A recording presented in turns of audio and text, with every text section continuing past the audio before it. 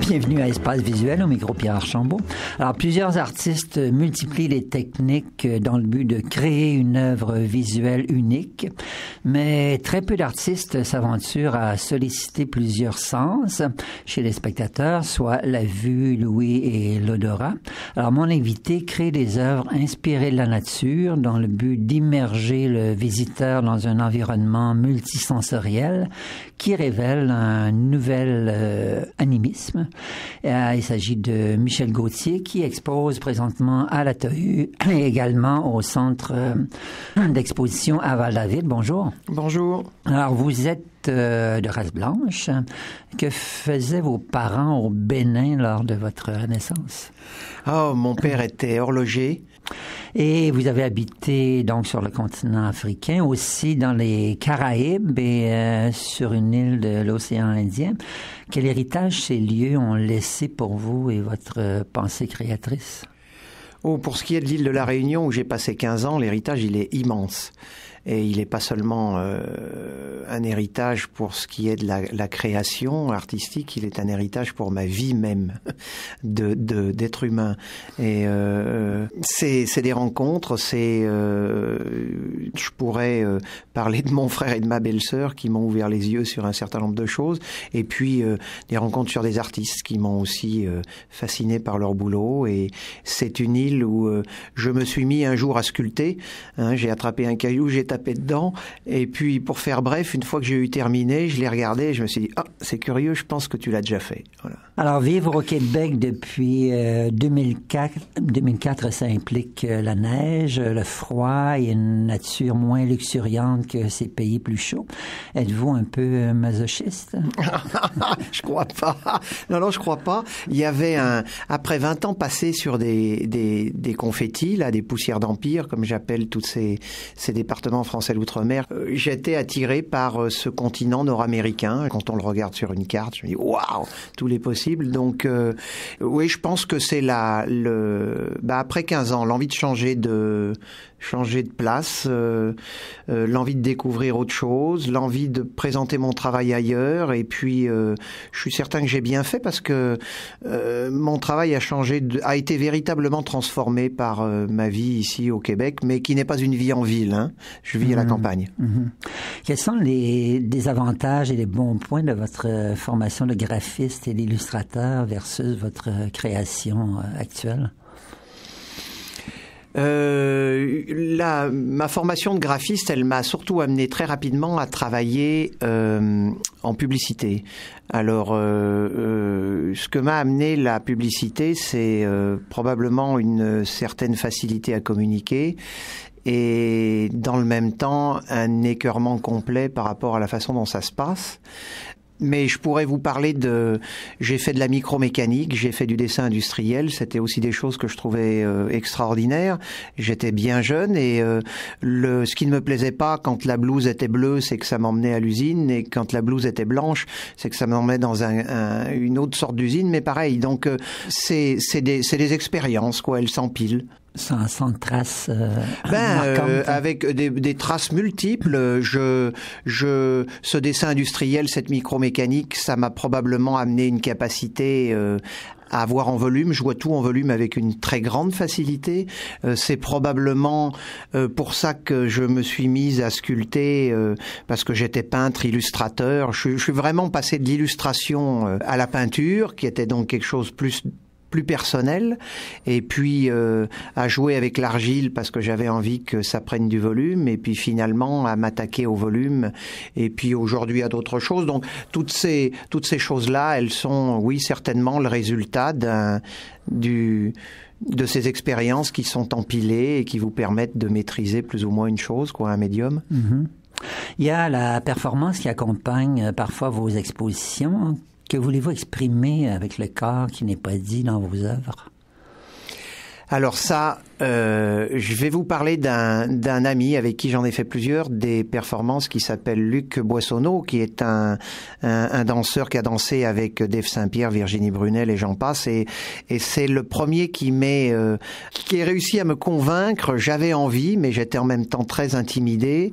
Et cette première performance avec lui, on l'a faite un peu en privé, puisque c'était juste devant des caméras. Mais enfin bon, il n'y avait pas le public encore, dans une usine désaffectée. Et c'était une performance où on dansait nu. Lui avait une grande habitude de ça avec la compagnie de Dave Saint-Pierre. Moi, pas du tout. C'était au mois de novembre, donc il faisait un peu froid. Mais ce que je veux dire, c'est que j'ai découvert ça faisait longtemps que je me disais, bon, ce qui te reste à faire, c'est à t'impliquer à l'intérieur de ton travail, physiquement, pas simplement en posant là une œuvre, mais de t'y mettre toi. Et s'y mettre comme ça dans le plus simple appareil, c'est vraiment c'est une expression on est fragile, on est d'une fragilité, c'est absolument incroyable. Je n'ai pas refait cette expérience-là en public.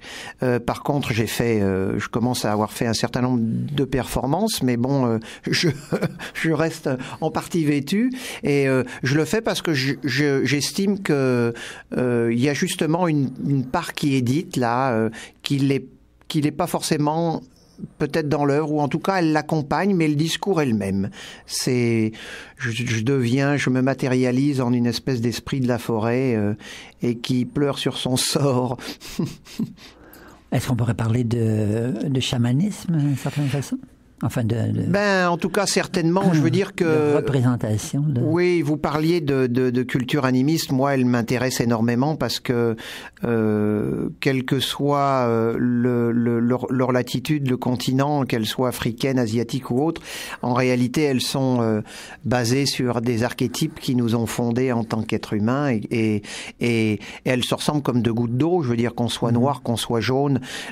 Moi, je travaille. On me demande souvent ici, alors dès que je parle, là, vous êtes français, je dis oui, mais je suis né à Cotonou, alors ça se voit pas. Mais bon, on n'est pas forcément ce qu'on a sous les yeux, on sait bien qu'on est beaucoup plus que ça. Mais cette symbolique, ces archétypes, ils sont tellement au-delà de la barrière des mots, de la langue et de la forme. C'est tout le monde, ça parle à tout le monde. Il n'y a pas besoin de mots.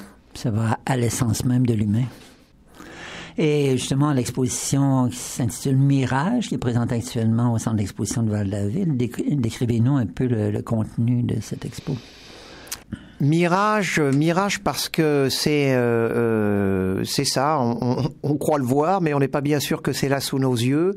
Moi, j'habite par chance et par choix surtout à la campagne, et je pars à marcher en arrière de chez moi. Il n'y a pas de fil électrique, il n'y a pas de maison, c'est la pleine nature, et j'y photographie des toutes petites choses sur lesquelles je focus comme ça, et que rentrer chez moi, je manipule.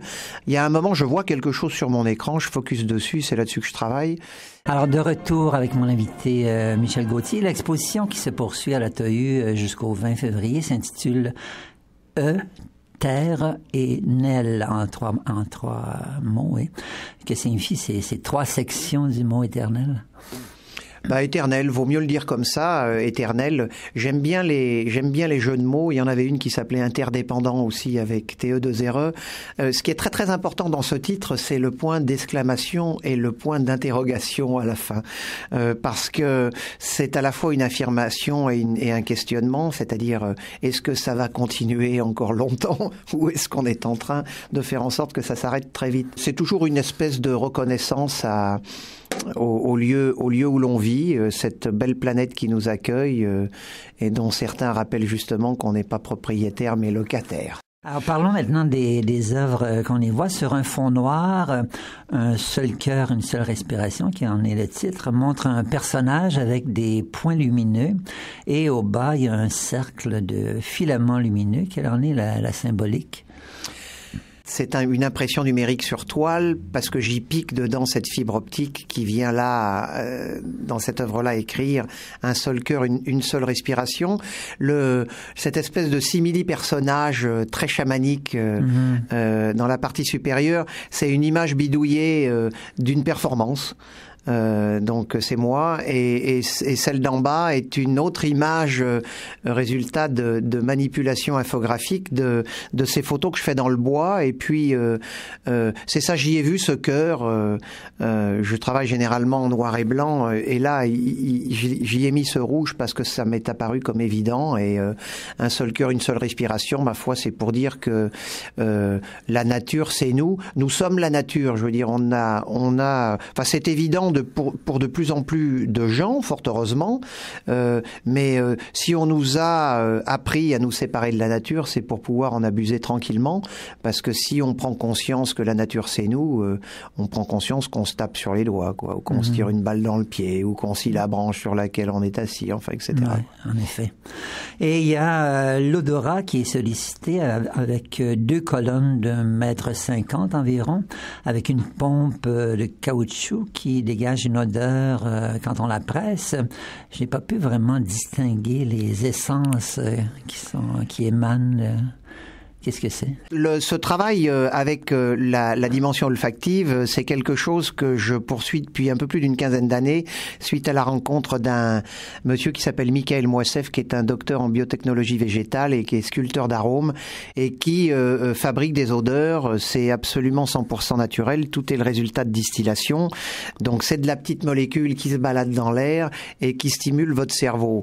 Qu'on reconnaisse ou qu'on ne reconnaisse pas ce que c'est, ça n'a aucune espèce d'importance. Il n'y a pas 2 personnes qui reconnaissent la même chose. Et puis c'est tant mieux, parce qu'il n'y a pas 2 cerveaux pareils. L'odeur est quelque chose qui allume dans le cerveau des petites cases multiples. C'est d'une infinie complexité, mais tout le monde en a probablement fait l'expérience. On débarque quelque part, on dit tiens, ça sent ça, et dans la seconde qui suit, on revoit les gens qui étaient là 10 ans avant, le lieu, une architecture, une situation. C'est délirant, parce que c'est une somme colossale d'informations. Donc ces odeurs, elles sont là juste pour stimuler quelque chose chez chacun. Et de connaître la formule de l'odeur elle-même n'a pas tellement d'importance, à vrai dire. Alors, il y a au centre de la salle, on voit une grosse colonne sur laquelle on peut lire des phrases en plusieurs langues.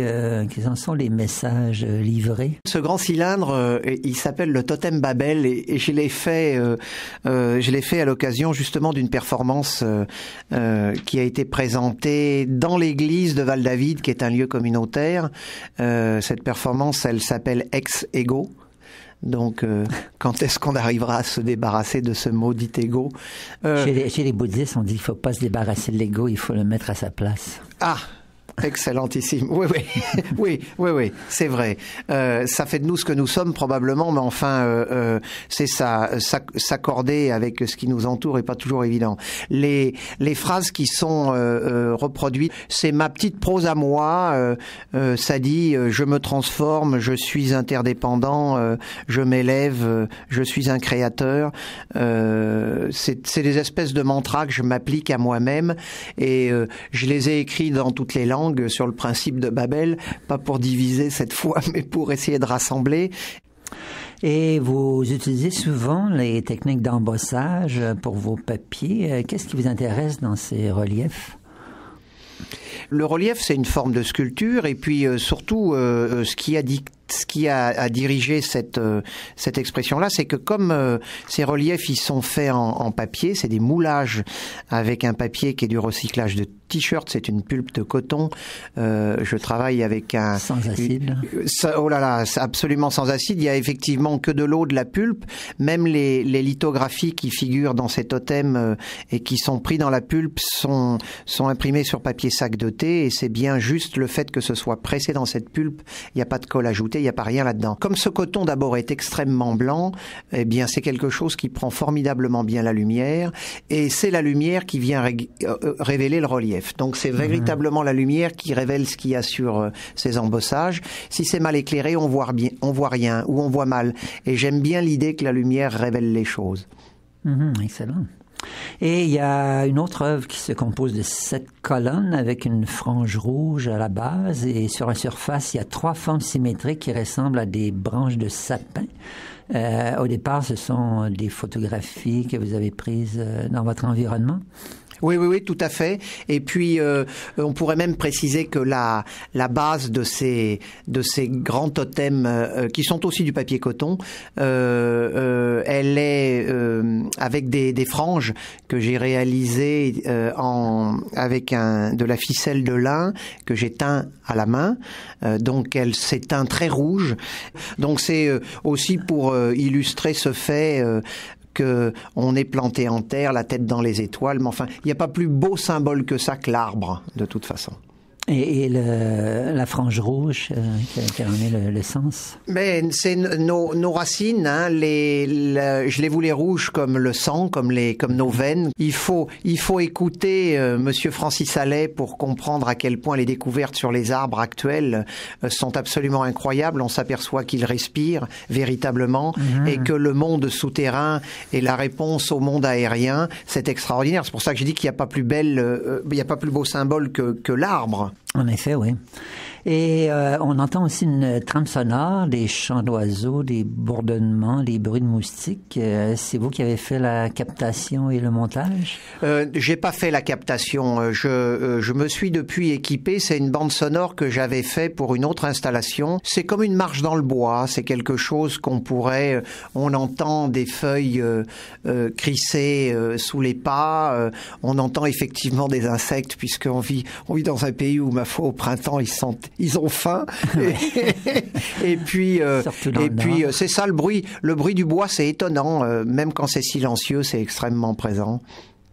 Oui, la forêt n'est pas vraiment silencieuse. Oui, rarement, rarement. Alors, l'exposition à la TEU est dans le Grand Hall. C'est accessible tous les jours jusqu'au 20 février. Et celle du centre d'exposition à Val-David se poursuivra jusqu'au 28 février.